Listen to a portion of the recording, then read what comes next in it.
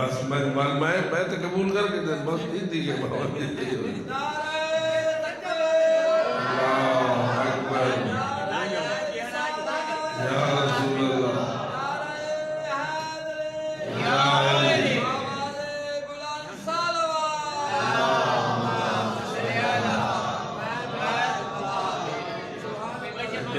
لمبا ہوئے تکلیف نہیں تھی محکم صحت و سلامتی دراز عمر کے لیے باغات گلاب خلوہ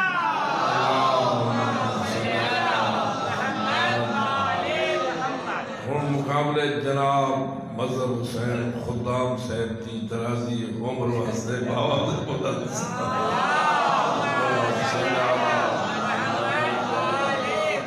تمام مومنین اور مومنات کی لمبی عمروں کے لیے خیریت و عافیت کے لیے اور ہر مشکل کی آسانی کے لیے بآواز بلند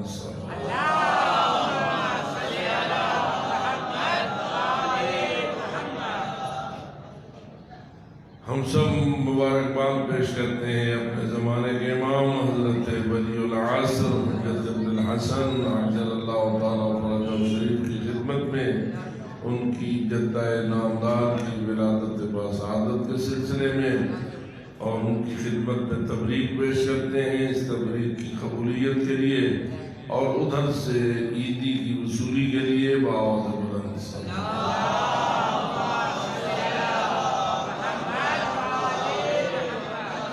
چونکہ ہمارا ایمان ہے کہ وہ ایک سخی خاندان ہے اور جب آپ ان کی خدمت میں کوئی مبارکباد پیش کرتے ہیں تو یقیناً ادھر سے بھی ہمیں مثبت جواب نصیب ہوتا ہے تو انشاءاللہ ان کی طرف سے بھی ہمیں عیدی وصول ہوگی جو بھی آپ عیدی چاہتے ہیں اس کی دل میں نیت کریں اور اس نیت کی کامیابی کے لیے بآواز بلند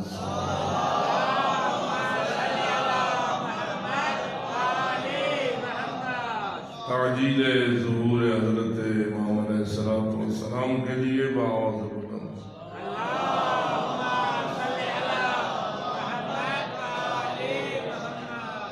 ماشاءاللہ لا حول ولا قوة الا باللہ العلی العظیم رب اشرح لي صدری ویسر لي امری واحلل عقدۃ من لسانی یفقهوا قولی اعوذ باللہ من الشیطان اللعین الرجیم بسم اللہ الرحمن الرحیم الحمد للہ رب العالمین والصلاة والسلام على أشرف الأنبياء والمرسلين سيدنا ونبينا وشفيع ذنوبنا وطبيب قلوبنا ومولانا أبي القاسم محمد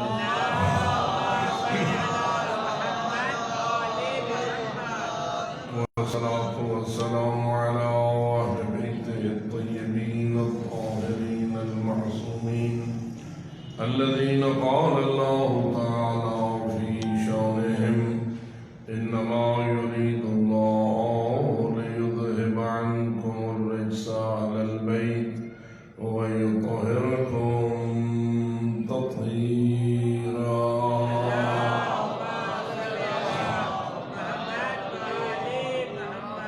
ورحمة الله على أحبابهم وأصحابهم وشيعتهم ومواليهم أجمعين ولعنة الله على أعدائهم ملعونين من يوم عداوتهم إلى أبد الآبدين أما بعد فقال الله تبارك وتعالى في كتابه المبين وخطابه المتين بسم الله الرحمن الرحيم إنا أعطيناك الكوثر فصل لربك وانحر إن شانئك هو الأبتر صلى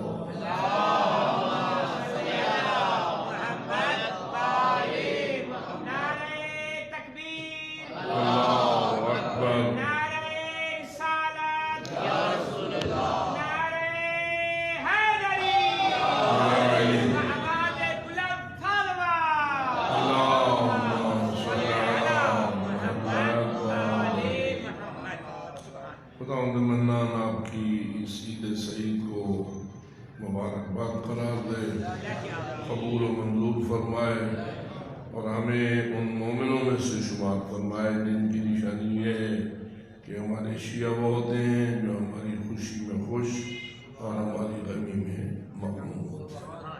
ہم اللہ کے بہت زیادہ ممنون ہیں کہ اس نے ہمیں ایک ایسی آبادی میں رہنے کی توفیق عطا فرمائی ہے کہ جس میں ہم خوشیاں آل محمد کی بھی خوشی کے طور پر مناتے ہیں اور غمیاں آل بیت کی بھی غمی کے طور پر مناتے ہیں۔ سبحان اللہ۔ اور آپ لوگوں نے الحمدللہ یہ تقسیم کر رکھی ہے، جلسوں پہ بھی تقسیم ہے، مجلسوں پہ بھی تقسیم ہے، اور میں یہ سمجھتا ہوں کہ یہ بہت بڑا کمال ہے ہمارے ان بزرگان کا جنہوں نے اس تقسیم کی بنیادیں رکھی۔ سبحان اللہ۔ اور یہ جو ولادت باسعادت حضرت جناب زہرا سلام اللہ علیہ ہم اللہ سے امید کرتے ہیں کہ انشاءاللہ وہ اسے قبول فرمائے، ہمیں اس کے فیوض و برکات سے فیض یاب فرمائے، ہمیں دنیا میں بھی آل محمد کے غلاموں میں شمار فرمائے اور ہمیں آخرت میں بھی آل محمد کے غلاموں میں شمار فرمائے۔ جیئیں تو ہم آل محمد کی غلامی میں، مریں تو اہل بیت کی غلامی میں، اٹھیں تو اہل بیت کی غلامی میں۔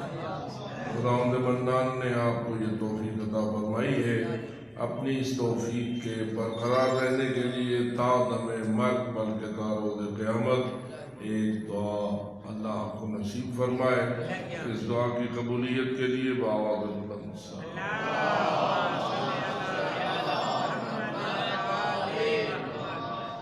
آج جس بیوی کی خوشی آپ منا رہے ہیں وہ سیدۃ نساء العالمین ہے۔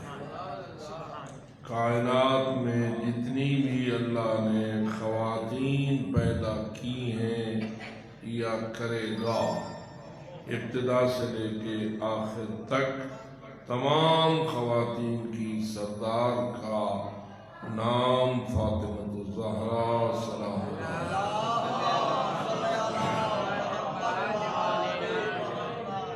آپ جانتے ہیں کہ اللہ نے قرآن مجید میں بہت سارے مردوں کی بھی تعریفیں کی ہیں تو بہت ساری خواتین کی بھی تعریف کی ہے، لیکن کوئی ایسی خاتون قرآن میں نہیں ہے جو بی بی بطول کے برابر کی حیثیت ہے۔ حتیٰ کہ کتنا عجیب لگے گا آپ کو یہ بات کہ بیٹی ہو کے اپنی ماں کی بھی سردار ہے۔ یہ کوئی معمولی بات نہیں ہے، ماں افضل ہوتی ہے اپنی اولاد سے، اور ہر اولاد اپنی ماں کے قدموں میں اپنی جنت ڈھونڈتی ہے، لیکن کیا مقام ہے بی بی بطول کا کہ جو حضرت خدیجہ الکبریٰ کو بھی انعام کے طور پر نصیب ہوئی ہے۔ انا اعطینا کل کوثر، بے شک ہم نے تجھے کوثر جیسا عطیہ دیا ہے۔ اب میں آپ سے پوچھتا ہوں یہ کوثر والا عطیہ فقط رسول اکرم کے لیے عطیہ تھا یا بی بی خدیجہ الکبریٰ کے لیے بھی عطیہ تھا؟ جی اگر باپ کے لیے اگر عطیہ تھا تو ماں کے لیے بھی عطیہ تھا۔ عطیہ بمعنی تحفہ، یعنی ایک ایسا تحفہ ہے جو کائنات میں اتنا عظیم اور بے مثال تحفہ ہے کہ ساری کائنات کی عورتیں بھی اپنے تمام کمالات سمیت اکٹھی ہو جائیں تو زہرا کے برابر ہونے کی حیثیت نہیں رکھتی ہے۔ اور اس طرح اللہ نے انہیں اس مقام عظیم سے نوازا ہے کہ جو ہمیشہ کے لیے ہے۔ اللہ جانے اس وقت کتنی عظیم و شان مقام ہوگا بی بی کا جب روز محشر بی بی اپنے بیٹے کے رونے والوں کے لیے شفاعت کرے گا۔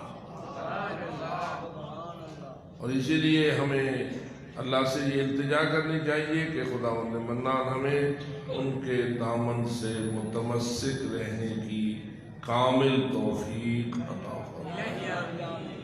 اللہ نے ان ہستیوں کے لیے جو نظام بنایا ہے وہ منفرد ہے، اور آپ اس بات کی طرف ہمیشہ متوجہ ہیں کہ یہ جو ولادت باسعادت منائی جاتی ہے یہ اس دنیا میں آنے کے لیے منائی جاتی ہے یا عالم انوار میں آنے کے لیے منائی جاتی ہے؟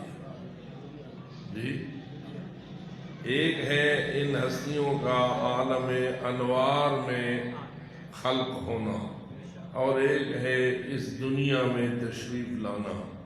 اس دنیا میں تشریف لانے کو تو ولادت سے تعبیر کیا جاتا ہے۔ اس دنیا میں تشریف لانے کو کس سے تعبیر کیا جاتا ہے؟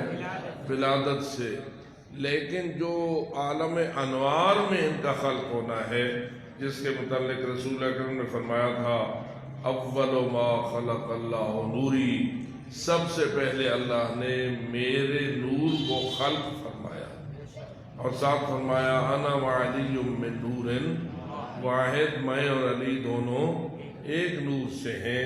میں آپ سب سمجھداروں سے یہ سوال کروں گا، وہاں جو نور محمدی خلق ہوا عالم، پھر بتا رہا ہوں، عالم انوار میں، اور عالم انوار کو اگر آپ سوچ رہے ہیں تو پھر اس لفظ سے وہ سمجھ آ رہا ہے کہ اول ما خلق اللہ، سب سے پہلے اللہ نے جس چیز کو خلق کیا، سب سے پہلے یعنی سب سے پہلے کوئی چیز خلق اللہ نے نہ کی۔ جب تخلیق کا سلسلہ شروع کیا تو سب سے پہلے حضور اکرم کے نور کو خلق فرمایا۔ ٹھیک ہے، یہ خلق فرمایا یا اس نور کی ولادت ہوئی؟ خلق فرمایا۔ چونکہ آپ سمجھدار ہیں اور میں فضول گفتگو کرنے کا عادی نہیں ہوں، اور آپ ہمیشہ علماء کو سنتے رہتے ہیں، پھر ذرا اس بات کا میرے ساتھ فیصلہ کیجئے، خلق فرمایا عالم انوار میں یا عالم انوار میں ولادت ہوئی؟ جی، خلق فرمایا۔ جب خلق فرمایا تو پھر کیا وہاں بھی کوئی ماں تھی، کوئی باپ تھا؟ جو ہو رہی ہے، اگر سب سے پہلے رسول اکرم کے نور کو خلق فرمایا تو اس کا مطلب یہ نہیں ہے کہ ان کے باپ کے نور کو پہلے خلق کیا، ان کی ماں کے نور کو پہلے خلق کیا، پھر ان میں سے نبی اکرم کے نور کو خلق کیا، کیونکہ اگر ماں باپ کے نور کو پہلے خلق کیا تو پھر پہلے نبی اکرم کا نور تو نہ ہوا۔ سب سے پہلے نور نبی اکرم کا خالق تو نہ ہو سکا، بس کیا ماننا پڑے گا؟ وہ عالم عالم انوار ہے، اس عالم انوار میں ماں باپ کا رشتہ نہیں ہے۔ تو جو رہی ہے وہاں خلقت نور ہے، اور خلقت نور میں ضروری نہیں ہوتا کہ وہاں کوئی ماں ہو کوئی باپ ہو۔ مثلا اگر میں آپ کو سادہ مثال سے سمجھاؤں، سورج کا ماں کون ہے اور سورج کا باپ کون ہے؟ سورج جو خلق ہوا تو کیا اس میں کوئی ماں باپ کا سلسلہ ہے؟ یہ ہمارے ذہن میں راسخ ہے، ہمیشہ ماں باپ کو ہم بنیاد سمجھتے ہیں، اس لیے ہم ہر جگہ ماں باپ کا نام لینے کی کوشش کرتے ہیں، لیکن یہ بات اپنے مقام پر روشن رہنا چاہیے۔ عالم انوار کا قانون اور ہے اور عالم اجسام کا قانون، عالم انوار نور والا عالم ہے اس کا قانون اور ہے، اور جسم والا جو عالم ہے اس کا قانون اور ہے۔ یہ ولادت باسعادت ماں باپ سے ہوئی یا بغیر ماں باپ کے ہوئی؟ جی، آپ کی بھی ولادت ہوئی ہے؟ کہہ سکتے ہیں کہ فلاں کا نہ کوئی ماں ہے نہ باپ ہے اور ولادت ہو گئی؟ نہیں، حتیٰ کہ کیا حضرت عیسیٰ کی بھی ولادت ہوئی یا نہیں؟ کس سے؟ ماں سے۔ ماں بھی ماں تو ہے نا، تو اس کا مطلب یہ ہوا کہ ماں کا ہونا ضروری ہے، اور اگر اللہ تعالیٰ کی ذات معجزانہ طور پر حضرت عیسیٰ کو ماں سے خلق نہ کرتی تو ان کا بھی کوئی نہ کوئی باپ ہوتا، اور وہ باپ نہیں ہے تو ہم حضرت عیسیٰ علیہ السلام کے بارے میں ماننے پر مجبور ہیں کہ وہ ولادت ہوئی تو ماں سے ہوئی۔ حضرت حوا تھوڑی کچھ لگتی ہے؟ حضرت حوا نال تھوڑا کوئی رشتہ ہے کیڑا؟ अम्मा आला। अम्मा की अम्मा कौन? अल्लाहु अकबर। अम्मा हवा की अम्मा कौन? तो जो है यहाँ ये याद रहे कि कुछ दूसरे लोग हैं जो अम्मा हवा की अम्मा हजरत आदम को मानते हैं। पता नहीं याद समझ आइए नहीं समझ आइए ना। मैं ज्यादा तफसील न बन जा तो बेहतर है, लेकिन इतनी बात तो समझ आइए ना कि वो कहते हैं कि हजरत हवा हजरत आदम से निकली, तो गया उन्होंने हजरत आदम को हवा की अम्मा मान लिया। आपका अकीदा क्या है? नहीं, जैसे हजरत आदम खल्क हुए मट्टी से, अल्लाह ने उन्हें जिस्म अता फरमाया और वो बगैर माँ बाप के इंसान बन गए, इसी तरह अल्लाह ने हजरत हवा को भी मट्टी से खल्क फरमाया और कोई माँ बाप हजरत हवा का भी न था। लेकिन जब आगे सिलसिला चला हजरत हवा से और हजरत आदम से, तो फिर एक फर्क मुस्तस्ना हुआ, वो भी बाप से, वो हजरत ईसा। इसके अलावा बाकी सारी कायनात माँ और बाप के वास्ते से मुतवल्लिद होती रही और यही सिलसिला जारी है और क़यामत तक जारी है। अब ये फरमाइए कि माँ और बाप से किसी का विलादत पाना ये बेइज्जती है या इज्जत है?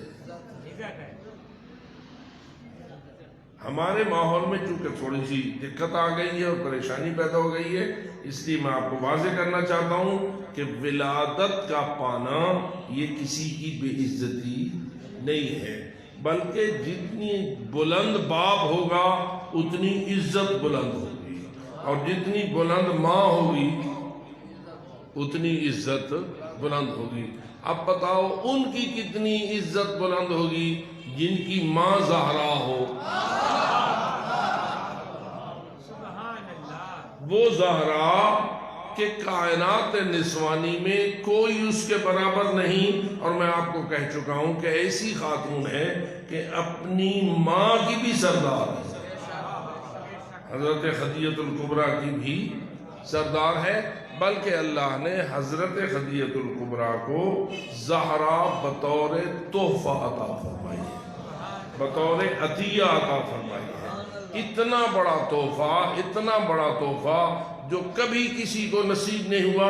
अगर नसीब हुआ है तो या मोहम्मद मुस्तफ़ा को नसीब हुआ है या हजरत खदीजतुल कुबरा को नसीब हुआ है। कायनात में ऐसा बड़ा तोहफा किसी को नसीब नहीं हुआ, या पाक पैगंबर को नसीब हुआ है और या हजरत खदीजतुल कुबरा को नसीब हुआ है। हजरत खदीजतुल कुबरा के साथ बड़ा अजीब सिलसिला हुआ। जब बीबी ने ये फैसला किया कि मैं मोहम्मद मुस्तफ़ा से शादी करती हूँ, तो जो है किसने फैसला किया? बीबी खदीजतुल कुबरा। फैसला बीबी ने खुद बड़ा सोच समझ के किया, और ये समझ रखो बीबी एक गरीब खातून थी या दौलतमंद खातून थी। हजरत खदीजतुल कुबरा मालदार और दौलतमंद खातून थी। अब दौलतमंद खातून का जो हमारे ज़माने में, ये पुराने ज़माने में सोच रही है, वो क्या रही है कि दौलतमंद ख़वातीन किसी बेदौलत शख्स के साथ रिश्ता पसंद करते हैं या दौलतमंद के साथ रिश्ता पसंद करते हैं? जी, अमीर लोग किधर रिश्ता करते हैं? अमीरों के साथ, ठीक है। लेकिन इतनी बड़ी अमीर होने के बावजूद कि मक्का मुकर्रमा में कोई हजरत खदीजा के बराबर का दौलतमंद न था, और उसके काफिला तिजारत चलते थे, तो इस बीबी का ये फैसला भी काबिल गौर है कि इस बीबी ने क्यों किसी बड़े दौलतमंद को के रिश्ते को कबूल न किया, और रिश्ता आ किया तो एक ऐसी हस्ती से जो बाप के एतबार से यतीम है। क्या ख्याल है, रसूल अकरम कब यतीम हुए? जी, बचपन भी जरा खोल दीजिए। हजरत रिसालत में आपकी विलादत बासआदत के वक्त हजरत के वालिद गिरामी जिंदा थे? चुप कर रहे हो। چپ کرنا مطلب ہے یا پتہ کوئی نہیں یا سینے دے بھی تو جواب دو مجھے، حضرت رسول اکرم کے والد کا نام کیا تھا؟ جی حضرت عبداللہ۔ حضرت عبداللہ رسول اکرم کی ولادت کے وقت زندہ تھے؟ نہیں۔ نتیجہ کیا نکلا کہ اللہ نے حضرت عبداللہ کو رسول اکرم کی ولادت سے پہلے واپس بلا لیا۔ شاید اس کی وجہ یہ ہو کہ میرے رسول کو کسی کے سامنے جھکنا نہ پڑے، کیونکہ کائنات میں سب سے زیادہ اشرف تھے، سب سے افضل ہیں، سب سے اعلیٰ ہیں، سب کے مولا ہیں، تو اللہ کا اپنا ایک نظام ہے نا، اللہ اپنے نظام کے مطابق چلتا ہے۔ ہمیں تو کام ہو جاتا ہے تو پتہ چلتا ہے، لیکن اللہ نے حضرت عبداللہ کو فقط ایک بیٹے کا باپ بنایا اور وہ بھی ان کی وفات کے بعد پیدا ہوا۔ شاید آپ نے یہ واقعہ بھی سنا ہوا ہوگا کہ حضرت عبد المطلب جو حضرت عبداللہ کے والد ہیں، رسول اکرم کے کیا لگے؟ جی نام پتھر تک بیٹھے ہو کہہ رہے بیٹھے۔ حضرت عبداللہ کے والد کا نام کیا ہے؟ حضرت عبد المطلب، نہیں مطلب، لفظی ٹھیک سے کرو، میں مزردہ لفظی ٹھیک کرنا ہولے ہولے ٹھیک تھی میرے۔ اچھا تو عبد المطلب تو یہ دوتے شاہ عبد المطلب دادا تھے حضرت رسول اکرم کے اور والد تھے حضرت عبداللہ کے۔ حضرت عبد المطلب نے کوئی منت مان لی۔ کیا منت؟ کہ اگر اللہ مجھے 10 بیٹے دے دے گا تو میں ایک بیٹا اللہ کی راہ میں قربان کر دوں گا۔ میں تو آپ کو مشورہ دے سا تو صحیح نہیں منتا نہ من ہے۔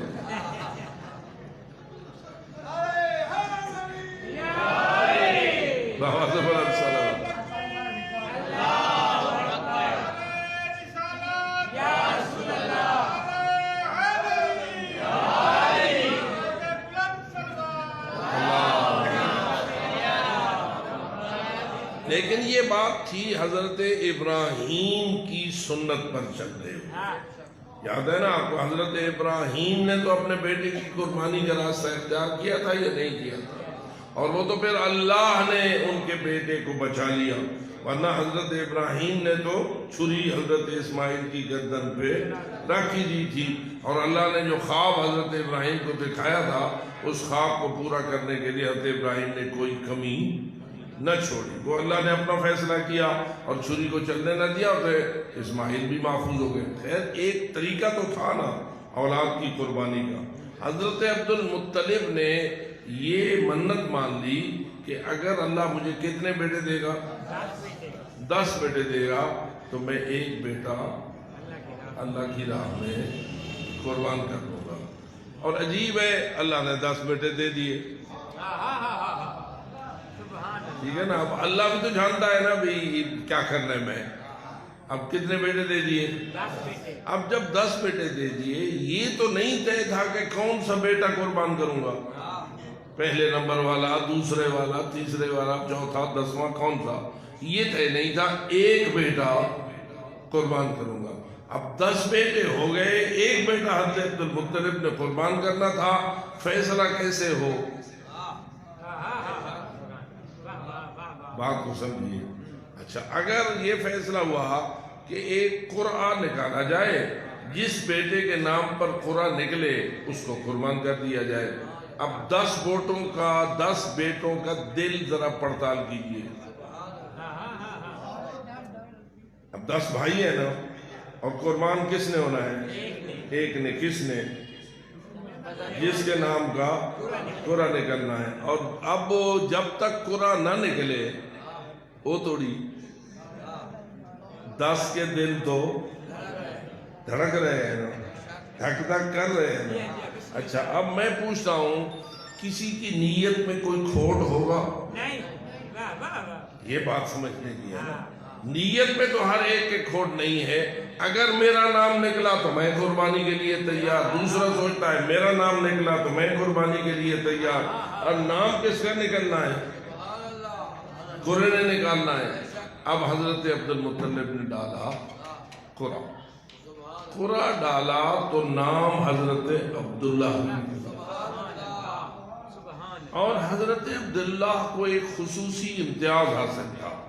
وہ کیا تھا کہ ان کے ماتھے میں ایک ایسا نور موجود تھا جو کسی اور بھائی کے ماتھے میں نہ تھا. وہ سمجھ گئے آپ کا یہ کون سا نور تھا؟ جی، حضرت عبداللہ کی پیشانی میں کون سا نور تھا؟ نور محمدی. نور محمدی، وہ جو میں نے آپ کو کہا اول ما خلق اللہ ہو، نوری اللہ نے سب سے پہلے مجھ محمد کے نور کو خلق کیا.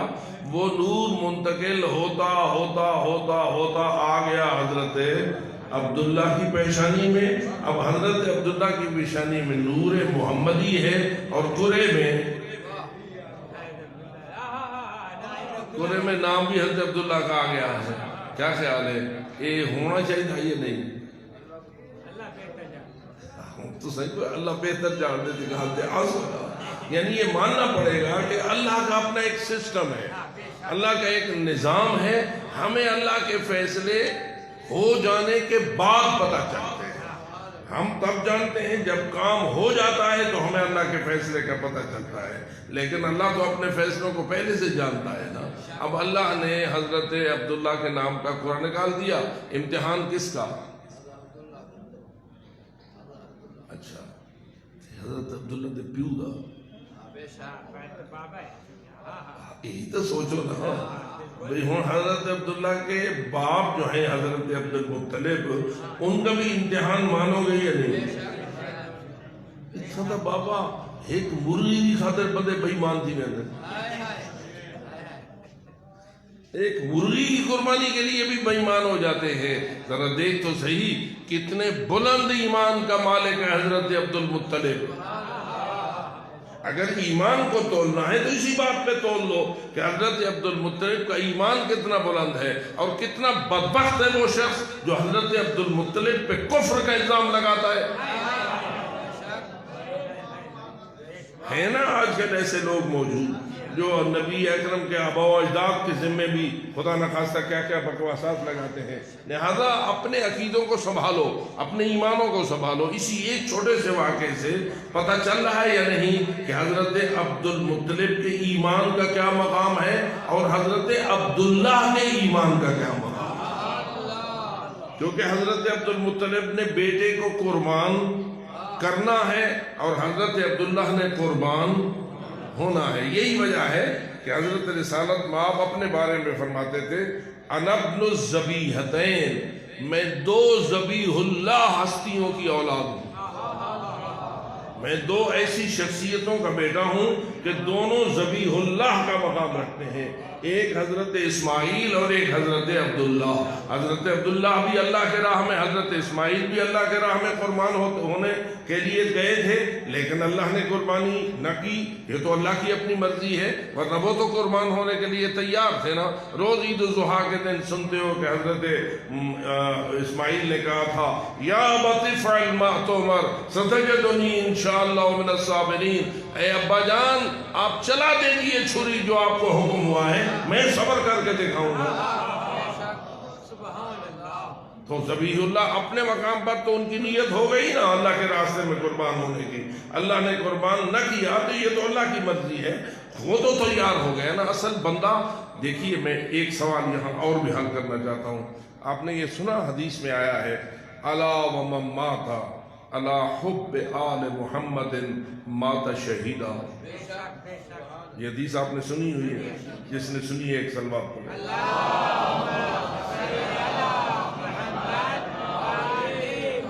اس حدیث کا معنی کیا ہے؟ جو محبت آل محمد پہ فوت ہوا وہ شہید فوت ہوا. شہید کون ہوتا ہے؟ شہید کی تعریف کیا ہے؟ قتل فی سبیل اللہ. شہید اسے کہتے ہیں جو اللہ کی راہ میں قتل ہو جائے. کوئی قاتل اس کو قتل کر دے اور وہ راہ خدا میں قتل ہو جائے، اور ہمیشہ انہی کو ہی شہید کہتے ہیں جو مارے گئے ہوں، جن کو قتل کر دیا گیا ہو. اب یہ بات سمجھنے کی ہے کہ بندہ محب اہل بیت ہے، راہ خدا میں قتل نہیں ہوا، پھر بھی شہید ہے؟ سبحان اللہ، سبحان یہ سوال قابل غور ہے یا نہیں؟ جو محب اہل بیت بیٹھا ہے باواز بلند صلوات۔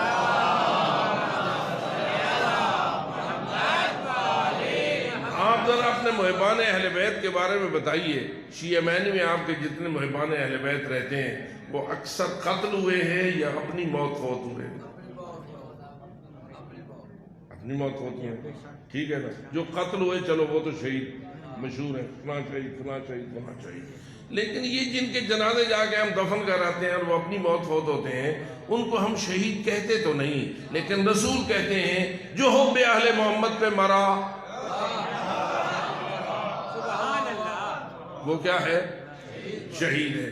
یہ کیوں شہید رسول اسے کہتے ہیں؟ توجہ ہو رہی؟ قاتل نہیں ہوا لیکن پھر بھی شہید ہے۔ رسول کا فرمان سچ ہے یا نہیں؟ تو یہ کیسے شہید ہے؟ قاتل نہیں پھر بھی شہید۔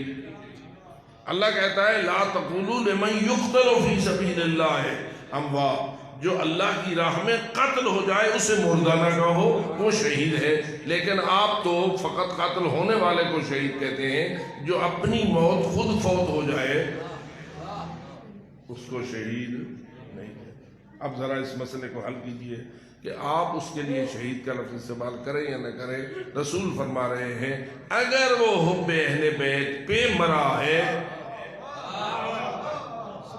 تو وہ شہید۔ اس کو ذرا تھوڑا سا کھولیے، کھولوں؟ بیٹھے ہو کیونکہ میرے بعد بھی پڑھنا ہے میرے بھائی نے، تو میں زیادہ دیر نہیں لگاؤں گا، بس اسی نقطے کو حل کر کے آپ کی زحمت کو رفع کرتا ہوں۔ ایک صلوات سے میری مدد۔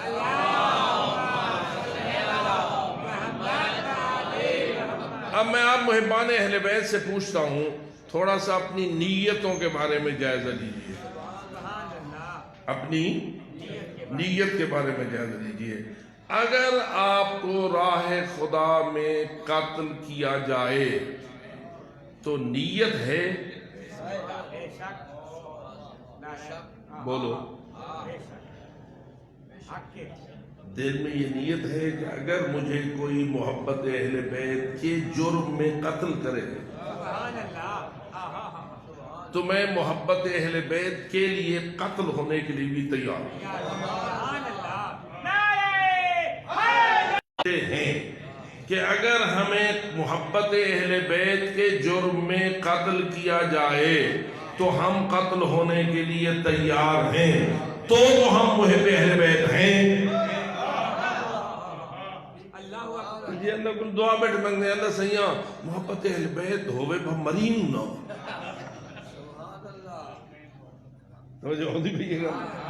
یہ بات ہے نا۔ کئی بندے اتنے بڑے موت سے بچنے والے ہیں کہ ساکویں موت آوے منو نہ توڑے محبت اہل بیت دے جرم میں جو کوئی مارے والی ایسا قتل نہ تھو۔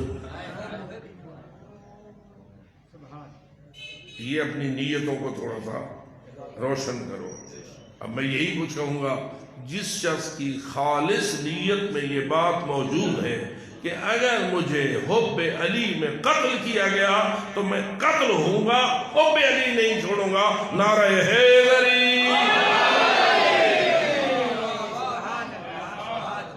یہ میں ہوئے مطلب کوئی نہیں ہوئے۔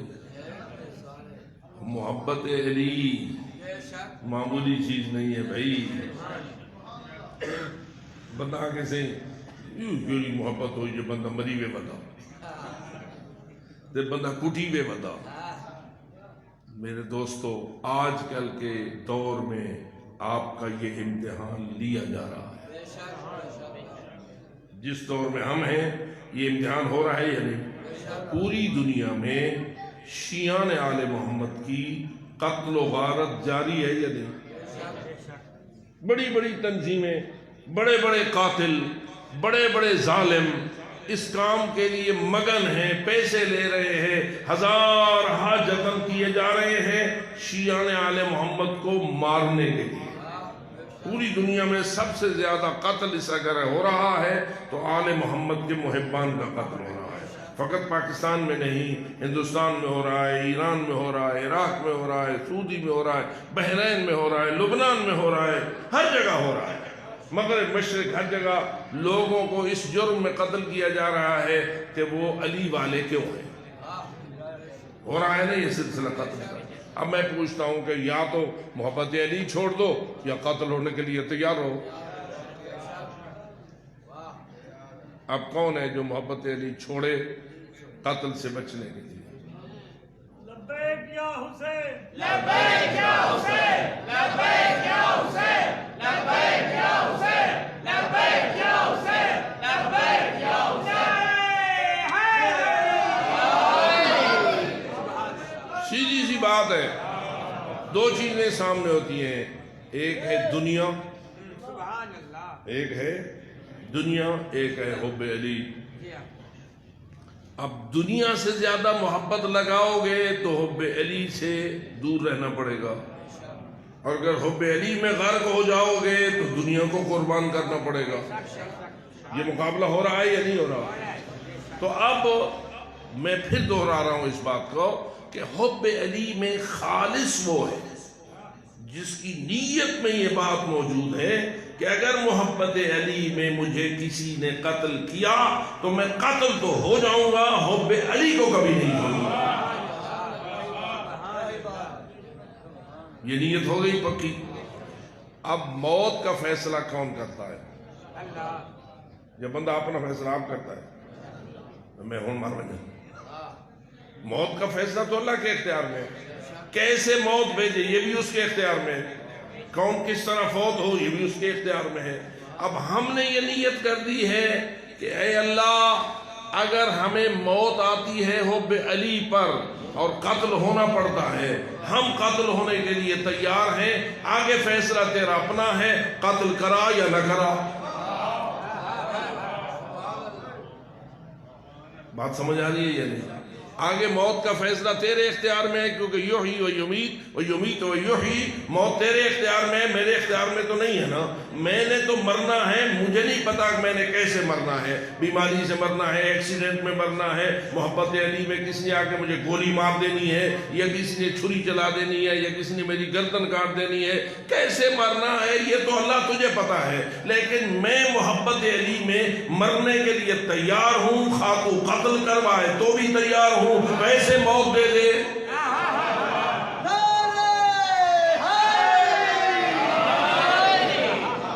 اس کا مطلب یہ ہوا کہ محبت علی ایک ایسا جوہر ہے کہ جو جوہر جس کے سینے میں آ جاتا ہے وہ راہ خدا میں قتل ہونے سے گھبرانے والا نہیں ہے۔ آگے اللہ کا اللہ فیصلہ ہے کہ کسی کو قتل اگر نصیب ہو گیا تو ہو گیا، نہ ہوگا تو نہ ہوا۔ اب ویسے موت آ گئی تو آگے دیکھیے نا کہ سارے ائمہ بھی تو اس طرح قتل نہیں ہوئے جیسے امام حسین قتل ہوئے جی، اور ائمہ کی اولادیں بھی بہت ساری ایسی ہوئی کہ جو اس طرح نہیں قتل ہوئے، بہت سارے۔ مثلا فرمائیے حضرت سلمان فارسی قتل ہوئے نہیں نا، حضرت سلمان فارسی کو موت آ گئی، آپ مدائن کے گورنر تھے، اور مجھے یاد ہے اگر آپ کو یہ واقعہ یاد ہے تو حضرت سلمان فارسی مدائن کے گورنر تھے اور وہاں بیمار ہو گئے تو بڑا تھوڑا عرصہ لمبا ہو گیا بیماری کا، اور بیماری نے جان نہ چھوڑی، تو حضرت سلمان نے اپنے ساتھیوں سے کہا کہ مجھے اٹھاؤ اور مجھے قبرستان لے چلو، سبحان اللہ، مجھے قبرستان لے چلو۔ کیوں؟ میں دیکھنا چاہتا ہوں میری موت کا وقت آیا ہے یا نہیں آیا، اور یہ بیماری میری موت کا باعث بننے والی ہے یا نہیں۔ کیوں؟ کہ مجھے میرے پاک رسول نے بتایا تھا کہ اے سلمان جب تیری موت کا وقت قریب ہوگا تو ایک مردہ زندہ ہو کر تیرے ساتھ گفتگو کرے گا۔ تو جو رکھیے کون فرما چکا ہے؟ رسول اکرم فرما چکے ہیں، کس سے؟ سلمان فارسی کو، اور نشانی کیا دے چکے ہیں کہ جب آپ کی موت کا وقت قریب آئے گا تو کیا ہوگا؟ ایک مردہ آپ کے ساتھ گفتگو کرے گا۔ میں بیمار ہو گیا ہوں، بیماری مجھے جان چھوڑنے کی، بوڑھا تو میں ویسے بھی ہوں، اب میں دیکھنا چاہتا ہوں یہی بیماری تو کہیں میری موت کا باعث نہیں ہے، اب میں اس نشانی کو آزمانا چاہتا ہوں۔ جو مجھے رسول نے فرمائی تھی۔ اب وہ اتنے مریض تھے کہ خود چل کے جانے کے بھی قابل نہ تھے، تو کہا میری چارپائی کو اٹھاؤ اور مجھے لے جاؤ قبرستان کے کنارے، وہاں جا کے میں دیکھنا چاہتا ہوں اگر کسی مردے نے مجھ سے گفتگو کی تو اس کا مطلب یہ ہے کہ میری موت کا وقت قریب ہے، اور اگر نہ کی تو ابھی پھر نہیں، بیماری صحیح ہو جاؤ گی میں۔ لوگوں نے اٹھایا، لے چلے قبرستان کے کنارے۔ اب قبرستان کے کنارے جا کے آتے سلمان نے قبرستان والوں کو خطاب کیا، اے اہل القبور، میں اللہ کے پاک رسول کا ایک ادنا غلام ہوں، میں اللہ کے پاک رسول کا ایک ادنا غلام ہوں۔ مجھے پاک رسول نے فرمایا تھا کہ اگر تیری موت کا وقت قریب ہوگا تو قبر کو مردہ اٹھ کر تیرے ساتھ گفتگو کرے گا۔ اے قبروں والو، اگر میرا وقت قریب ہے تو تم میں سے کوئی اٹھے اور میرے سوالوں کے جواب دے۔ عجیب ہے۔ اب حضرت سلمان کا یہ کہنا تھا، ایک قبر پھٹی، ایک قبر پھٹی، اس میں سے ایک مردہ مٹی جھاڑتا ہوا سر کو باہر نکلا۔ اور کیوں تکلیف دیتی ہے ہی، میں اپنے الفاظ جانے کا آرام نال سوتے میں آتے، کیوں تم نے تکلیف دی؟ تو حضرت سلمان نے کہا کہ میں تجھ سے کچھ سوالات کرتا ہوں، جواب دو گے؟ کہا ہاں۔ تو پہلا سوال، انت من اہل جنہ ام من اہل النار؟ یہ بتا تو جنتی ہے یا جہنمی ہے؟ او جرا خبر چھو نکلا، تو جنتی ہے یا جہنمی ہے؟ کہا الحمدللہ انا من اہل الجنہ، میں جنتی ہوں۔ مزہ آیا نا بھئی، سلمان نام کے جہنمی کی گال کرنے کا مطلب ہے تو جنتی کی بات کرے نا، جو آگے جو جنتی کھڑا ہے، یعنی آگے جو محب علی کھڑا ہے۔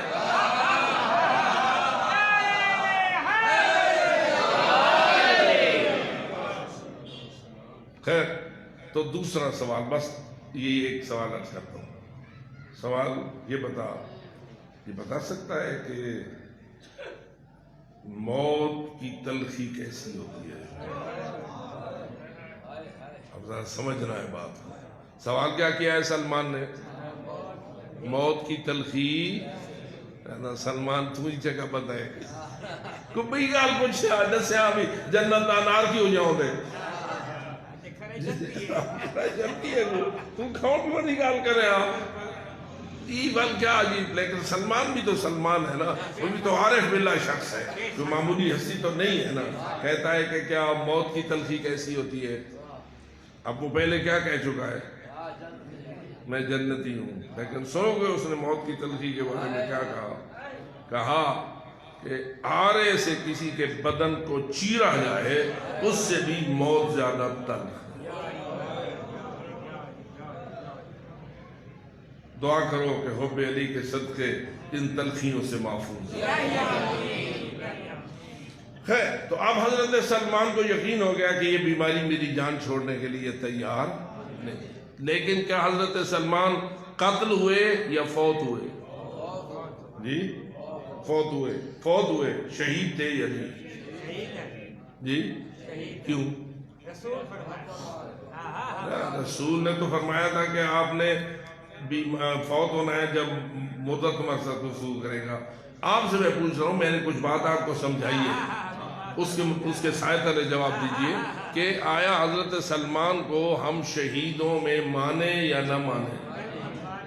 الا ومن مات علی حب آل محمد مات شہیدا، یہ حدیث سچی ہے یا نہیں؟ اور یہ فقط ہماری حدیث نہیں ہے، اہل سنت کے ہاں بھی کتاب اہل سنت، مفسرین اہل سنت المحدثین اہل سنت جو لکھے ہیں، بڑی لمبی حدیث ہے، اس کا پہلا حصہ یہی ہے، الا ومن مات علی حب آل محمد مات شہیدا۔ اب کیوں شہید ہوگا حضرت سلمان؟ کیسے مانیں گے کہ حضرت سلمان بھی شہید ہے؟ تو جواب یہ ہے، یہ اللہ کا فیصلہ تھا کہ حضرت سلمان کو قتل نہیں کروایا، وہ تو حب علی کے لیے قتل ہونے کے لیے تیار۔ سلمان نہیں، اگر حب علی پہ جان دینے کے لیے تیار رہو، جیسے کہ ابو ذر۔ کیا خیال ہے حضرت ابو ذر شہید ہوئے یا نہیں؟ کس جرم میں؟ چونکہ محمد و آل محمد کے فرامین کے مطابق کرتا تھا تقریریں، اور وقت کی حکومتوں کو للکارتا تھا، اور وقت کی حکومتیں کرتی تھیں اللہ کے حکم کی خلاف ورزیاں، وہ للکارتا تھا اور للکارتا تھا تو انہوں کو چنگا نہ لگتا۔ کبھی انہوں نے اسے جناب شام بھیجا، شام والے نے پھر واپس مدینہ بھیجا، ایک لمبی تفصیل ہے۔ بالآخر حضرت سلمہ حضرت ابو ذر کے بارے میں حاکم مدینہ نے فیصلہ کیا تو جی ہم ربضہ کے صحرا کی طرف بھیج رہے ہیں، اور حضرت ابو ذر چلے گئے اور وہیں اس صحرا میں بھوک پیاس اور شدت علم کی وجہ سے فوت ہوئے۔ لیکن کس جرم میں انہیں بھیجا گیا؟ کہ وہ آل محمد کے مکتب کو چھوڑنے کے لیے تیار نہ تھا اور آل محمد کے دشمنوں کے ساتھ مصالحت کرنے کے لیے آمادہ نہ تھا۔ تو معلوم ہوا کہ کئی ایسے ہوتے ہیں جن کو قتل کیا جاتا ہے حب علی کے جرم میں، لیکن کئی ایسے ہوتے ہیں قتل ہوتے نہیں لیکن ان کے دل میں یہ بات ہوتی ہے کہ اگر قتل کیا گیا۔ بس آخری بات، حضرت حجر ابن عدی جن کا تازہ آپ نے واقعہ بھی سنا ہے کہ شام میں ان کی قبر کو داعش والوں نے اکھاڑا اور ان کی میت جو ہے صحیح سالم باہر نکلی۔ یہ حجر بن عدی کون تھے؟ یہ بھی امیر المومنین کے محبان میں سے تھے، 11 ان کے ساتھ ساتھی تھے، ایک ان کا اپنا بیٹا تھا۔ اور شام کے والی نے کہا کہ اگر تو حب علی کو نہیں چھوڑے گا یہ قبریں کھدی ہوئی ہیں اور سب کو قتل کر دیا جائے گا۔ اور بالآخر ایسا ہوا۔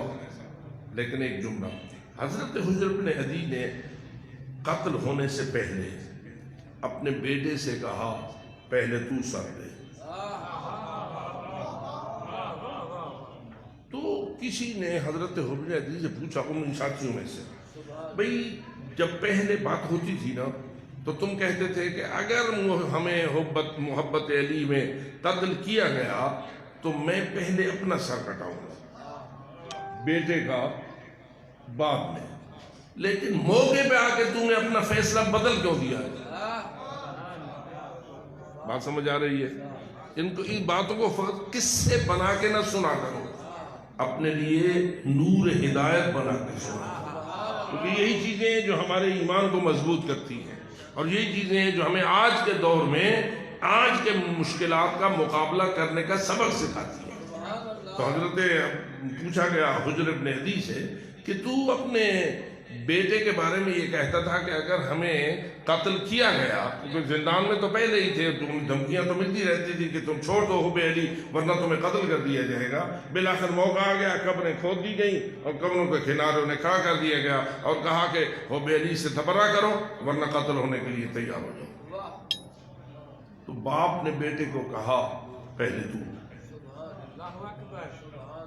دوسرے نے پوچھا تو پہلے تو یہ کہتا تھا کہ میں اپنا سر پہلے کٹواؤں گا، اب بیٹے کے بارے میں تو نے اپنا فیصلہ بدل کیوں دیا؟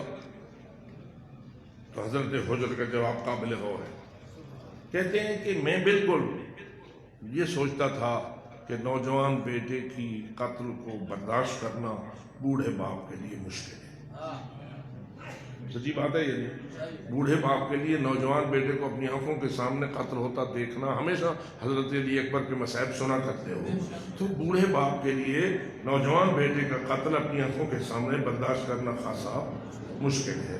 تو میں اس مشکل کو سامنے رکھتے ہوئے کہتا تھا اگر یہ قتل کا موقع آیا تو پھر میں خود پہلے قتل ہو جاؤں گا تاکہ میں اپنے بیٹے کو اپنے آنکھوں سے قتل ہوتا نہ دیکھوں۔ لیکن جب موقع آیا ہے تو میرے ذہن میں ایک سوال آ گیا ہے، اور وہ یہ کہ مجھے اپنے ایمان پر یقین ہے،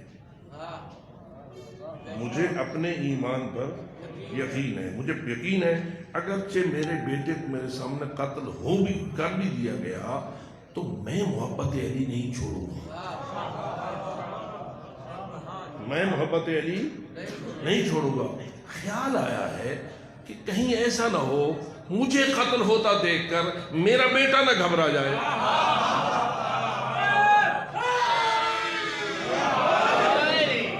مجھے قتل ہوتا دیکھ کر میرا بیٹا گھبرا جائے۔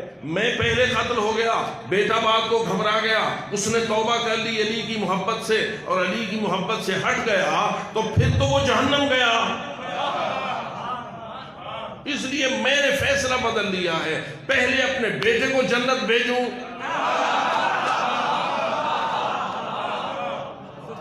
پھر میں جنت جاؤں گا۔ تو بس میں نے آپ کو آج یہی کچھ عرض کیا کہ الا ومن مات علی حب آل محمد مات شہیدا، اور یہ درس ہے بی بی طاہرہ کی اولاد کا اور بی بی طاہرہ کی ولادت بسعادت کا۔ آئیے دعا کریں خدا تعالیٰ ہم سب کو سیدۃ النساء العالمین حضرت فاطمہ الزہرا سلام اللہ علیہا کے سچے غلاموں میں سے زندہ رہنا نصیب فرمائے، اسی سچی غلامی پر موت نصیب فرمائے، اور اسی سچی غلامی پر حشر نصیب فرمائے۔ آخر دعوانا الحمدللہ۔